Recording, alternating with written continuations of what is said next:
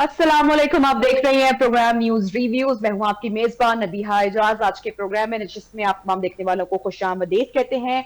पाकिस्तान की सियासत और आए रोज नई नई खबरें जो हैं हम वो देख रहे हैं कि बढ़ती चली जा रही हैं। और खैबर पख्तूनख्वा की जो सेनेट की नशिस्त थी, जो कि शिबली फराज साहब की खाली नशिस्त के ऊपर इलेक्शन हुए थे, जिमनी इंतखाब हुआ था, अब जनाब उसमें जो हुकूमती उम्मीदवार हैं खुर्रम ज़ीशान साहब, वो वाज़े बरतरी के साथ कामयाब हो गए। और इस बरतरी को इस वक्त हुकूमत अपनी बड़ी कामयाबी करार दे रही है। महज ये एक कामयाबी है या आने वाले दिनों में कोई मंजरनामा तब्दील होने वाला है, तो हम इस पर बात करेंगे। बहरहाल इस वक्त हुकूमती अराकीन में खुशी की लहर है। आज जरा उनसे भी बात करेंगे। अच्छा, ये दूसरी जानिब जो एक हॉट टॉपिक है और बहुत ही अहम मुद्दा है, टॉपिक है पाकिस्तान में जो अमन अमान की सूरत हाल है। और इस वक्त पाकिस्तान की जो कोशिश है उसके ऊपर जो मुज़ाकरात का दौर जारी है, तुर्किया की भी उसके अंदर हम कहेंगे कि एक बड़ा सालिसी का जो किरदार अदा किया है। मुज़ाकरात का दौर रहा लेकिन वो कोई नतीजा खेज मुज़ाकरात साबित नहीं हो पाए।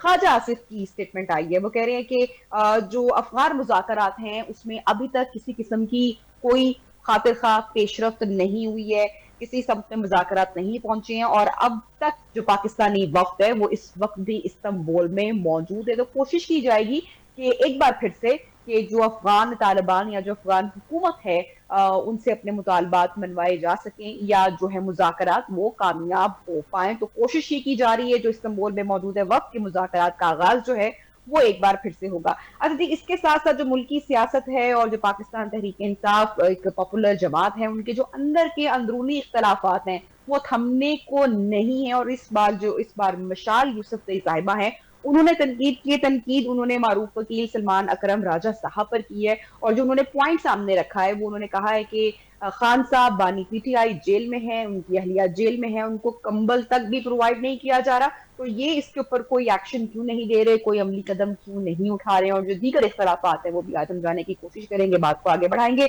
हमारे साथ प्रोग्राम में इन कॉन्वर्सेशन है पाकिस्तान तहरीक इंसाफ से आयशा बानो साहिबा और बैरिस्टर ख्वाजा नवीद है पाकिस्तान पीपल्स पार्टी से। बहुत बहुत शुक्रिया आयशा बानो साहिबा, आपने प्रोग्राम के लिए वक्त निकाला। ये जो केपी के सेनेट में अभी इस वक्त हुकूमती जो रुकन है खुर्रम ज़ीशान साहब, उनको वाज़े बरतरी हुई है। तो इस वाज़े बरतरी को हुकूमत अपनी बड़ी कामयाबी करार दे रही है, मिठाइयां तकसीम की जा रही है, खुशी की एक लहर है। कैसे देखती हैं आप इस जीत को? देखें, ये तो ऑलरेडी सीट जो है वो पीटीआई की ही थी। तो दूसरा जो है ज्यादा खुशी इस बात की है क्योंकि खुर्रम ज़ीशान जो है एक वर्कर हैं। और जिस तरह हम्म। पिछले सेनेट में थोड़े से वर्कर्स वगैरह इग्नोर हुए थे, तो ये जो अभी हम्म। रिसेंटली जो एक मतलब जो ये डेवलपमेंट थी कि खुर्रम ज़ीशान को खान साहब ने खुद सीट दी और खुद अनाउंस किया, उनको एक्सपेक्टेड टिकट था दिया। जी। ये हाँ जी, तो ये तो मतलब ये थी सीट तो ऑलरेडी पीटीआई की थी। And obviously we have hmm. Majority, हमारी 92 हमारे मेंबर्स हैं। तो उसमें तो हारने की तो कोई बहुत मतलब तुक नहीं बनती थी हम्म। सीट की। लेकिन ये है कि मतलब स्मूथली हर एक चीज का चलना, आपको पता है कि पहले भी जब हम्म। सेनेट के इलेक्शन थे एक दफा पोस्टपोन हुए, रिजर्व सीट का ड्रामा हम्म। बनाया गया। और मतलब वो सारी चीजें फिर दरमियान में जिस तरीके से चीजें डेवलप हुई, हम्म। तो वो एक नेगेटिव हमारी तरफ जो कहते हैं ना कि सास की जो सलूक हमारे साथ इलेक्शन कमीशन कर रहा है, तो वो उसकी वजह से हमें हम्म। इस बात का भी था कि शायद उनके पेपर्स रिजेक्ट हो जाए किसी प्रेशर में आके, कोई वो आके। तो देयर वर मल्टीपल थिंग्स जिसकी वजह से हमें थोड़ी सी जरा हमारी हम्म। मतलब आप कह सकते हैं। सो हर एक चीज का हम्म। स्मूथली जाना और फिर हर तो एक वोट का ऑपोजिशन पढ़ना। इत्तेहाद आप समझ रहे हैं, पाकिस्तान तहरीक इंसाफ समझ रही है कि वाकई कमजोर पड़ चुका है? जो ऑपोजिशन उम्मीदवार ताज मोहम्मद आफरीदी थे उनको शिकस्त हुई है। ऑब्वियसली पहले पीटीआई की नहीं, नशिस्त देखिए थी, वो खान तो साहब ने लाइक आई खुद सेड चूज कि इट किया, वाज तो ये एक। ऑलरेडी, देखिए सीट जी, ये ऑलरेडी सीट तो देखिए पीटीआई की ही थी ना। तो वो 92 वोट्स के हम्म। साथ 91 उनको पढ़ने थे, खुर्रम ज़ीशान को पढ़ने थे, जो कि पढ़ गए। उनको मतलब सारे 91 के 91 कंप्लीट, उनको एक वोट भी इधर से उधर नहीं हुआ। तो ये तो पूरा मतलब ये पूरा प्रोसेस को स्मूथली जाने का जो है, तो वो जाहिर सेलिब्रेशन की तो बात है। क्योंकि जिस तरीके से हमारे हम्म। साथ जो सलूक हो रहा होता है जनरली एक इदारों का, तो उसके बाद ये उनका पेपर्स की एक्सेप्टेंस से लेकर सारा स्क्रूटनी हम्म। और सारा कुछ वो स्मूथली जाने पे जाहिर है अब खुशी तो बनती है। लेकिन सीट ये है कि अल्हम्दुलिल्लाह चले, हमारी बहुत अपनी बहुत पीटीआई बहुत की बहुत सीट थी। मुबारक हो आयशा बानो साहिबा आपको और थैंक यू। पूरी जमात को। खुशी की तो लहर थैंक यू। ऑब्वियसली होगी। बानी पीटीआई जेल में है और उसे उसमें उस सूरत हाल में कोई अच्छी खबर सामने आना, ऑब्वियसली उसको सेलिब्रेट करना चाहिए।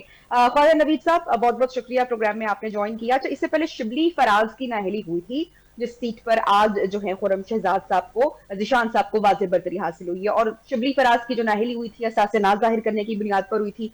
तो आप समझते हैं, जमात ये समझती है कि ये एक मैसेज है, ये एक पैगाम है कि जो आइंदा इंतखाबात होंगे या एक ऐसा सेट पैटर्न बनाया जाएगा कि जो असासों की शफाफियत है वो सबके लिए एक चैलेंज होगा, और ये एक अच्छी बात है।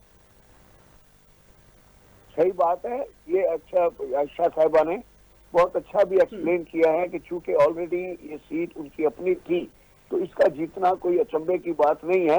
ये खुदा ना खासा हार जाते ये सीट, तो फिर होता कि भाई इलेक्शन कमीशन या जो भी लोग हैं देवर अनफेयर या अनफेयर मीन्स यूज हुए हैं। इसमें यह है कि वो कह रही है कि 92 सीटें उनकी अपनी हैं, 91 वोट मिल गए हैं, तो इससे ऊपर और फिर क्या होगा इलेक्शन। तो उसका जीतना तो एक यानी रोज़े रोशन की तरह आया था। अभी दूसरी सीट की जो बात कर रही हैं आप, उसमें देखते हैं क्या होता है। सियासत में बहुत उतार चढ़ाव होते हैं, और खास तौर पे ये जो सेनेट के इलेक्शन है उसमें बहुत जोर तोड़ होता है, और माजी में तो पैसों के भी लेन देन होते रही हैं, और यू नेवर नो कि वहाँ क्या माहौल है। अब आप चुके वहाँ है नहीं और वहाँ का आइडिया नहीं है, यहाँ के बारे में तो हम बता सकते हैं, लेकिन वहाँ इंटरनल पॉलिटिक्स क्या है, और रुपए की भी वहाँ बहुत ज्यादा रेल पेल है। और खैबर पख्तूनख्वा में तो आपको पता है कि पैसे की वैल्यू ही नहीं है, हर बंदे के पास करोड़ों का है, वहाँ स्कैम भी आता है तो वो भी अरबों का ही होता है। तो इसलिए अब यू नेवर नो कि कोई अप एंड डाउन हो जाए, तो ये जब तक रिजल्ट ना आए कुछ कहा नहीं जा सकता। अच्छा बैरिस्टर साहब, एक बड़ा मसला इस वक्त बना हुआ है, अगर हम खैबर पख्तूनख्वा सूबे की बात करें, एक तो रिसेंटली वहाँ के जो वजीर आला हैं वो तब्दील हुए हैं, नए वजीर आला मुंतखब हुए हैं, सुहेल आफरीदी साहब आए हैं, और उनके आने के बाद उनकी गर्मा गर्म स्पीचेज, उनके बयानात, उनका जो काम करने का तरीका है वो काफी खबरों की भी जीनत है, उस पर बात भी हो रही है, डिबेट भी हो रही है। खान साहब से अभी तक मिलने की उनको इजाजत नहीं मिली या मुलाकात का मौका नहीं मिला, कुछ भी इसको कह दे। तो ये आप नहीं समझते हैं कि एक बड़ा गैर जमहूरी निजाम है, एक गैर आईनी तरीकाकार है, रोका जा रहा है कि पूरे सूबे के वजीर आला को अपने बानी से मिलने नहीं दिया जा रहा। तो ये इसके ऊपर पाकिस्तान पीपल्स पार्टी का क्या स्टांस है? हम अक्सर प्रोग्राम में ये बात करते हैं, क्योंकि पीपल्स पार्टी के सामने इसलिए सवाल रखते हैं कि उन्होंने हमेशा जमहूरी निजाम की बात की है, और जो है वो आईनी बात की है। तो इसके ऊपर जो है पाकिस्तान पीपल्स पार्टी का खासकर क्या स्टांस है कि क्यों इस तरह का गैर जमहूरी अमल हो रहा है, क्यों नहीं मुलाकात का मौका दिया जा रहा, मिलने दिया जा रहा? जब उनकी शहबाज शरीफ से भी मुलाकात हुई, फोन पर बात हुई, जब शहबाज शरीफ साहब ने उनको फोन किया मुबारकबाद के लिए, तो उन्होंने भी नौजवान आदमी को उनके चेयरमैन ने एक बहुत बड़ा चांस दिया है, और उस नौजवान के लिए ये बहुत बड़ा एहसास है कि वो एक बड़े सूबे का चीफ मिनिस्टर बन गया है, एक अमीर सूबे का चीफ मिनिस्टर बन गया है। लेकिन बड़ा होने की हैसियत से मेरे उसको एडवाइस है कि वो सोच समझ कर जोश खिताबत और जवानी उसको मुबारक हो, बहुत अच्छा है, लेकिन वो एस्टेब्लिशमेंट के साथ मिलजुल कर चले, क्योंकि हुकूमत चलाना है। अब वो चूंकि चीफ मिनिस्टर बन गया है तो उसके ऊपर अपनी पार्टी की जिम्मेदारी, अपने चेयरमैन के अहकामात के अलावा आप उसके ऊपर हुकूमती भी जिम्मेदारी है। आप जब चीफ मिनिस्टर बन जाते हैं या प्रेसिडेंट बन जाते हैं तो फिर आप एक पार्टी के नहीं रहते, आपके ऊपर पूरे सूबे या पूरे मुल्क की जिम्मेदारी होती है। आपने सिर्फ अपनी पार्टी को रिप्रेजेंट नहीं करना होता, बल्कि आपने हुकूमत को भी रिप्रेजेंट करना होता है, क्योंकि आप हुकूमत के सरबराह बन जाते हैं तो हर आदमी आपकी आगोश में आ जाता है, आप सबके प्रोटेक्टर बन जाते हैं। तो मेरी इस नौजवान वजीर आला को एडवाइस है बुजुर्ग होने की हैसियत से कि ही शुड थोड़ा सा हैंड ब्रेक लगा के चले, ताकि वो चलता रहे। ऐसा ना हो कि एकदम से पटली से उतर जाए। तो पटली के ऊपर रहना बहुत ज्यादा जरूरी है बनिस्बत अपने, और उसका नाम भी पैदा होगा जब ओहदा पास होता है ना। लेकिन हम तो रहे हैं, तो हाईकोर्ट के जज भी थे, एक दिन सलूट चल रहे होते हैं, जैसे आप उतरते हैं तो आपको वहां का पट्टे वाला भी नहीं पहचानता।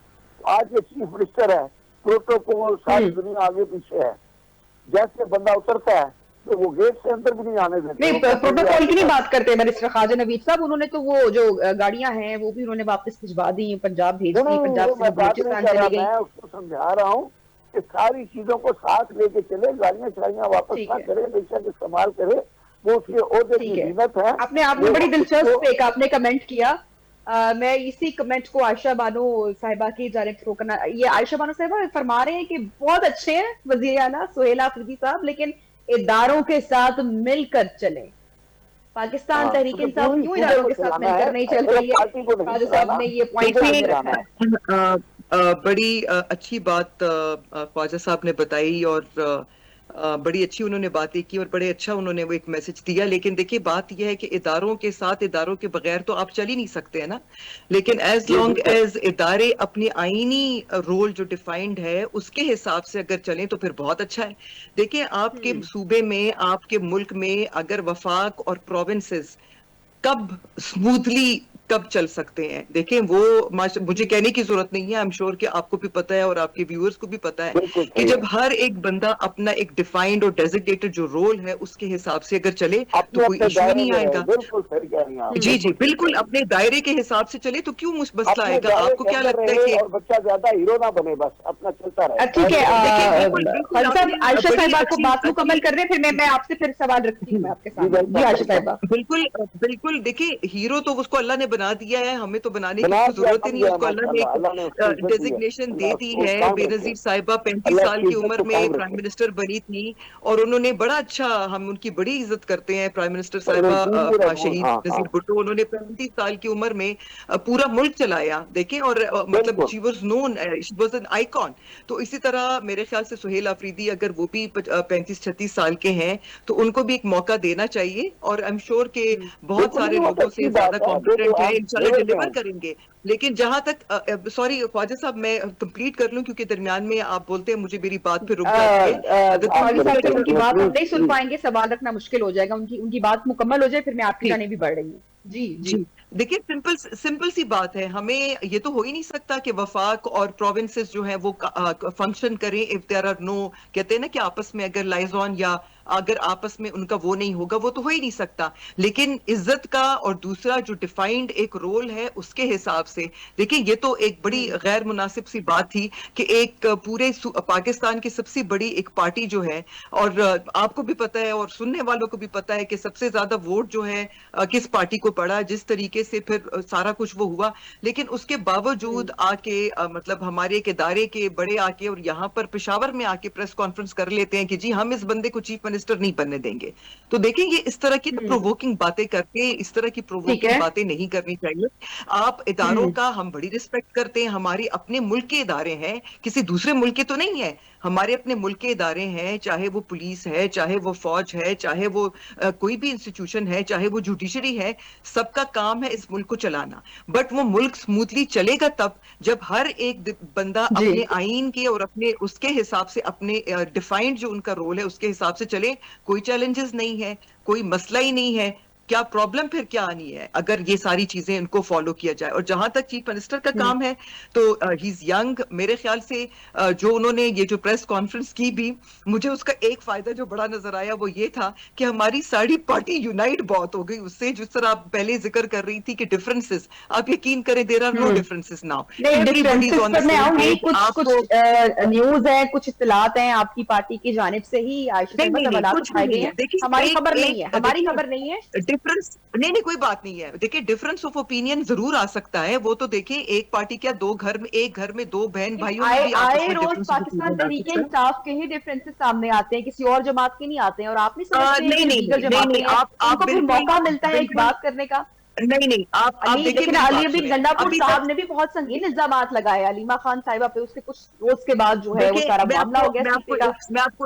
ये मुद्दा मैं बना। आपको एक बात बताऊं, नबीहा, मैं आपको एक बात बताऊं। नबीहा जी। आजकल जो हमारे मुल्क में इकोनॉमी के, और फिर खास तौर पे जो आजकल खैबर पख्तूनख्वा में जो दहशतगर्दी और लॉ एंड ऑर्डर का जो एक हमारे लिए एक ये इशू बना हुआ है, यकीन करें मुझे तो ये इश्यूज जो आप मेंशन करेंगे मुझे कुछ लगते ही नहीं है, वो मुझे कुछ नजर ही नहीं आते हैं। वो इसलिए क्योंकि मेरे लिए ये इश्यूज दे आर इररिलेवेंट।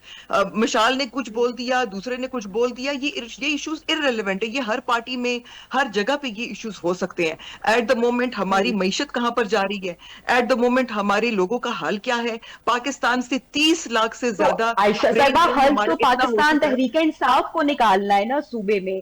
वहां के इस वक्त हालात सिक्योरिटी के इस वक्त इफेक्ट हो रहे हैं, वहां के लोग मुतासिर हो रहे हैं, वहां पे इस वक्त दहशतगर्दी की लहर है। आपको तो हुकूमत से एक कदम आगे बढ़कर पाकिस्तान तहरीक इंसाफ को अगर कोई इख्तलाफात हैं भी बीच के, तो जो अंदरूनी मामलात हैं, इख्तलाफात हैं, उनको पसे पर्दा करके इस वक्त एक पेज पर तमाम जमातों को आना चाहिए कि ये जो बैरूनी इस वक्त कुव्वतें हैं जो कि बिल्कुल पाकिस्तान को कमजोर करने की you're कोशिश कर रही हैं, absolutely वो सारे देखें you are इख्तलाफात अपनी absolutely जगह right रहेंगे। about it. ज्यादती हुई जी पीटीआई के साथ, खान साहब जेल में है, गैर जरूरी मुकदमात बनाए गए, सामना किया गया, ये पाकिस्तान तहरीक इंसाफ का एक पॉइंट्स हैं, ये अपनी जगह इख्तलाफात। लेकिन जो इस वक्त सर्कमस्टांसेस हैं ओवरऑल सिक्योरिटी के, उस पर तो तमाम जमातों को एक कदम आगे बढ़ाकर मिलकर बैठना चाहिए और बात करनी चाहिए कि हाँ जी देखिए क्या करना है। बात ये है कि नबिया, हम तो यही बात करते हैं कि जब हम बात करते हैं कि बंद कमरों में फैसले ना हो, हम तो यही कहते हैं कि स्टेक होल्डर्स को साथ में बिठाएं। देखिए स्टेक होल्डर कौन है?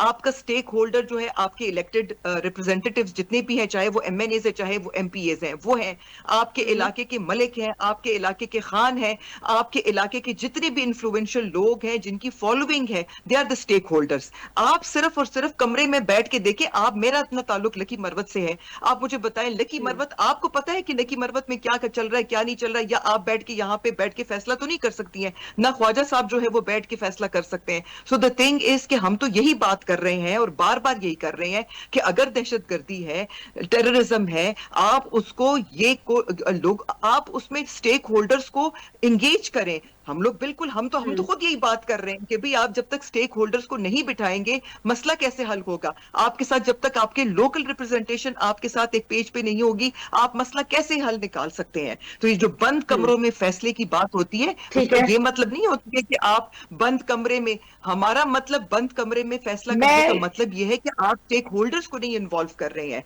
Please involve the stake holders, talk to them कि भाई क्या इस चीज का, मसले का हल कैसे निकाला जा सकता है। एंड इंशाल्लाह मुझे यकीन है very soon you will hear about it कि चीफ मिनिस्टर साहब जो है बहुत जल्द इंशाल्लाह तमाम स्टेक होल्डर्स को एंगेज भी करेंगे। जिस तरीके से उन्होंने जाके ये 3 जो पब्लिक मोबिलाइजेशन उन्होंने की, उसकी वजह क्या थी? जो उन्होंने बड़ा जरगा, अमन जरगा करवाया, वो तो सिर्फ पीटीआई का नहीं, तो उसमें आपने देखा व्हाइट फ्लैग्स थे, उसमें एवरीबॉडी वाज इनवाइटेड और स्टेक होल्डर्स वर इनवाइटेड। लेकिन बात यह है कि इन स्टेक होल्डर्स के, देखें, अगर अगर लोगों को मारधार करना, और ऑपरेशन 21 ऑपरेशन ऑलरेडी हो चुके हैं और 22वां आपका शायद शुरू हो गया या हो चुका है, एंड इसके अलावा आपके 14,000 से छोटे ऑपरेशंस हो चुके हैं। अगर ऑपरेशंस दहशतगर्दी को खत्म करने का तरीका होता, आपके 80,000 ऑन रिकॉर्ड सिर्फ सिविलियन कोलैटरल डैमेज में मरा है, उसके साथ साथ 6 से 7,000 आपके सिक्योरिटी एहलकार मरे हैं। आप मुझे बताएं कि इसका कोई पूछने वाला है? कोई ठीक इसका है, सवाल मैं पूछने आयशा वाला साहिबा, है कि मुझे 80,000 ख्वाजा सिविलियन नदीम क्यों साहब मरा से है? भी जरा बात करें, क्योंकि बहुत सारी बातों को हमने इस वक्त हाईलाइट की है।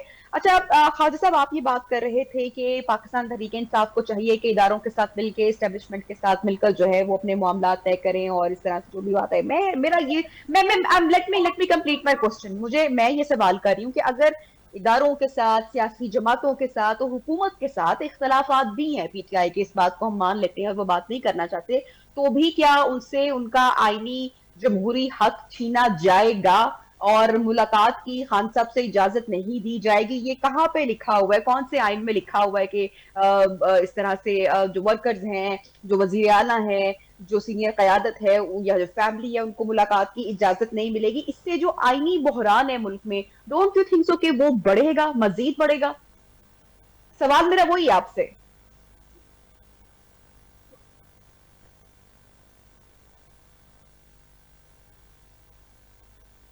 एग्री भी कर रहा हूँ, अप्रिशिएट कर रहा हूँ, लेकिन ये जो आपका स्पेसिफिक क्वेश्चन है रिगार्डिंग मुलाकात ऑफ पार्टी सरबरा with the newly elected chief minister, ये आपका बड़ा वैलिड सवाल है, इसको बाकायदा मिलनी चाहिए। लेकिन इसमें यह है कि बजाय आप सियासी अपना असर रसूख इस्तेमाल करें, अदालत से जो करें, अदालत से ऑर्डर लें, स्पेसिफिक ऑर्डर्स लें। मुझे याद है मैं 14 साल तक आसफ जरदारी साहब के केसों में अपीयर होता रहा हूँ। हम हर चीज के लिए अदालत में एप्लीकेशन लगाते थे, छोटी छोटी चीजों के लिए, और वहां से ऑर्डर लेते थे, क्योंकि उस जमाने में भी हुकूमत जो थी वो पीपल्स पार्टी की बात सुनती ही थी, और आसफ जरदारी के ऊपर रोज नए नए मजालम करने के हरबे इस्तेमाल करते थे।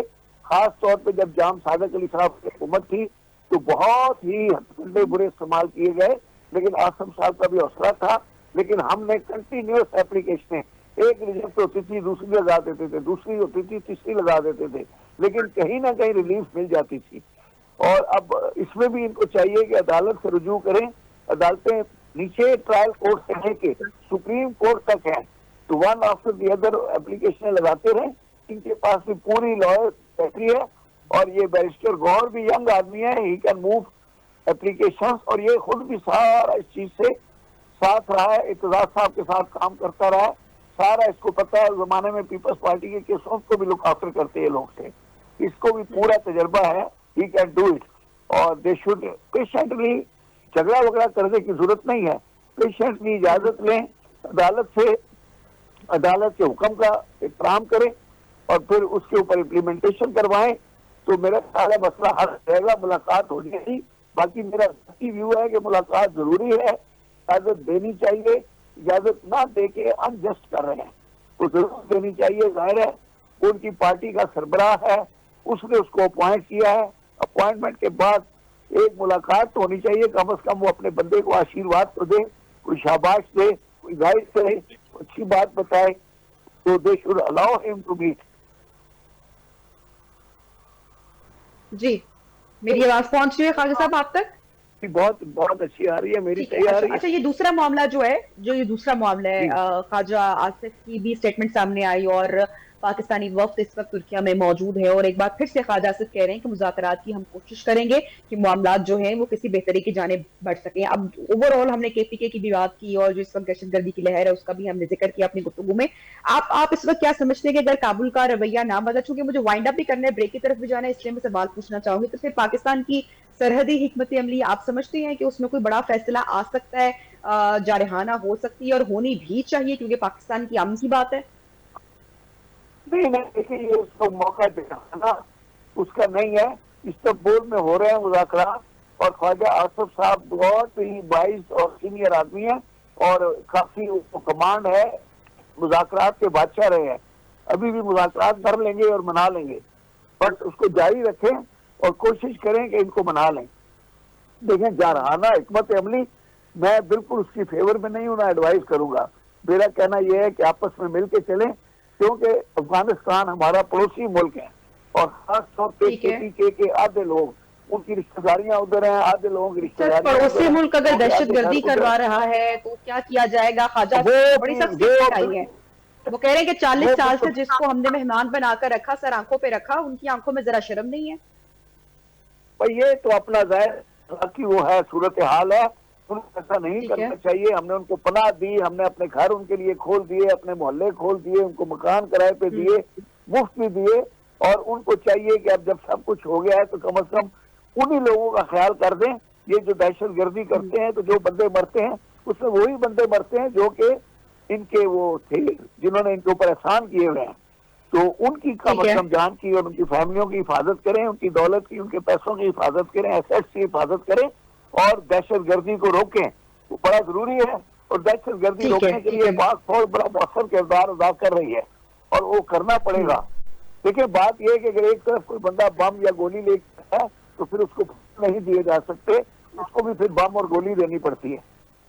ठीक है, बहुत बहुत शुक्रिया बैरिस्टर ख्वाजा नवीद, पाकिस्तान पीपल्स पार्टी से, आयशा बानो साहिबा पाकिस्तान तहरीक इंसाफ से प्रोग्राम में हमारे साथ इन कॉन्वर्सेशन थे। सवाल यह है कि अगर तुर्की, कतर जैसे जो दोस्त मुमालिक हैं वो भी इसमें सालिसी का किरदार अदा कर रहे हैं तालिबान पर, क्या वाकई ही जो है या इनका सालिसी का किरदार असरअंदाज हो सकता है, और अगर नहीं होगा तो फिर पाकिस्तान की क्या हिकमत अमली होगी? ये सवाल रखेंगे अपने अगले मेहमान के साथ। ब्रेक के बाद हमें ज्वाइन करेंगे रोहेल असगर साहब, सीनियर सियासतदान है पाकिस्तान मुस्लिम। जी आयशा साहब, ब्रेक पे जाना, शॉर्ट कमेंट आपका लूंगी प्लीज। जी बहुत शॉर्ट कमेंट। बिल्कुल, देखिए हम लोगों को डोगर साहब, जस्टिस डोगर साहब ने जो है उनसे परमिशन भी ली थी, लेकिन मैं आपको ये बता दूं कि ये मौकरी जो है ये जुडिशरी की मौकरी है, उनकी तस्लील है। अगर चीफ मिनिस्टर जो है उसको या जिसको भी हो और कोर्ट ऑर्डर आ जाए कि जी इसको आप अलाउ करें कि वो इमरान खान से मुलाकात कर सकते हैं, और अगर उनकी बात नहीं मानी जाती, एक सुपरिटेंडेंट खड़ा होकर हाई कोर्ट के जज की बात नहीं मानता, तो ये जुडिशरी की बेइज्जती हो रही है, उनकी तजलील हो रही है, ये उनकी मौकरी है, ये किसी पार्टी या किसी एक इंडिविजुअल की नहीं है। और जहां तक पाकिस्तान की, मैं एक छोटा सा कमेंट करना चाहूंगी कि मैं उम्मीद करती हूं कि पहले जिस तरह ख्वाजा आसिफ साहब खुद गए थे दोहा में मीडिएशन के लिए और जो टॉक्स के लिए, इस दफा भी अगर जो टर्की अगर जाते और जो हमारी पॉलिटिकल रिप्रेजेंटेशन है वो जाती तो ज्यादा अच्छा था, क्योंकि जो मैंने सुना है उसमें पॉलिटिकल रिप्रेजेंटेशन कोई नहीं थी। तो मेरे ख्याल से ये बहुत जरूरी है कि मीडिएशन के लिए पॉलिटिकल रिप्रेजेंटेशन, जो इलेक्टेड लोग हैं, ये उनका काम है फॉरेन पॉलिसी के ऊपर बात करना और इस तरह की मीडिएशन पे डिस्कशन करना। दिस इज जस्ट बहुत शुक्रिया, बहुत शुक्रिया आयशा बानो साहब, साहब। आपका पॉइंट बिल्कुल पहुंच चुका है। ब्रेक लेंगे, ब्रेक के बाद गुफ्तगू को आगे बढ़ाएंगे। Stay with us.